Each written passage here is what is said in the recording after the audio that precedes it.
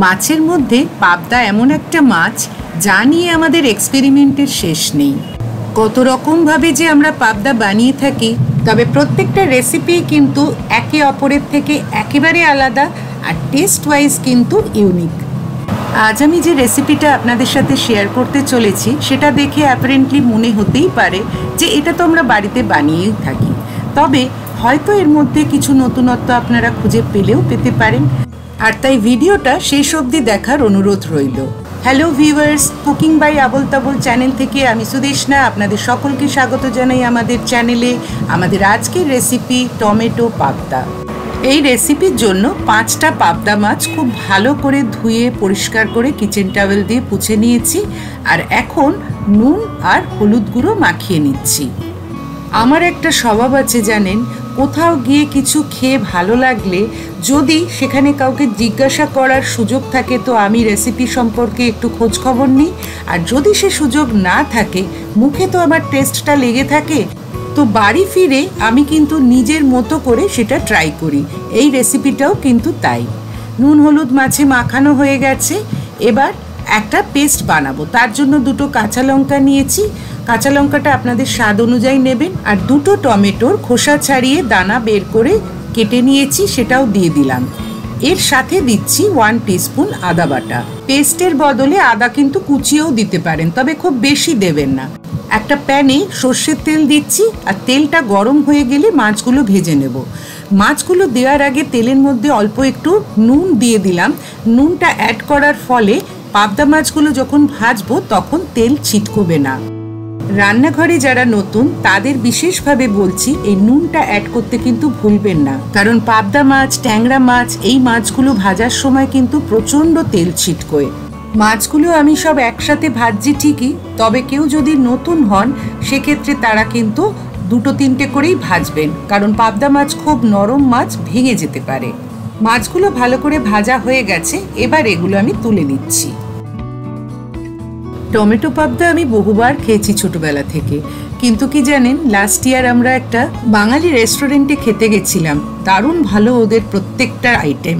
সেখানে গিয়ে আমি এটা টেস্ট করি প্রথমবার, আর ওটা টেস্ট করার পর থেকেই আমার মাথায় ঘুরছিল কিভাবে আমি এটা বানাবো, আর আপনাদের সাথে আমি রেসিপিটা শেয়ার করব।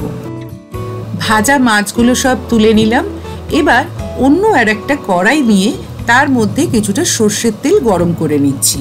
তেলটা ভালো গরম হয়ে গেছে। এবার এর মধ্যে 1 টিস্পুন 5 ফোড়ন, একটা চেরা কাঁচা লঙ্কা আর 2টো চেরা শুকনো লঙ্কা দিয়ে দিলাম। ফোড়নটা তেলের মধ্যে কিছুক্ষণ নাড়াচাড়া করার পর যখন সুন্দর গন্ধ বেরোলো, তখন যে পেস্টটা বানিয়ে রেখেছিলাম টমেটো, আদা আর কাঁচা লঙ্কার, সেইটা দিয়ে দিচ্ছি। টমেটোটা কিছুক্ষণ নাড়াচাড়া করে নিয়ে এর মধ্যে কিছুটা জল দিলাম।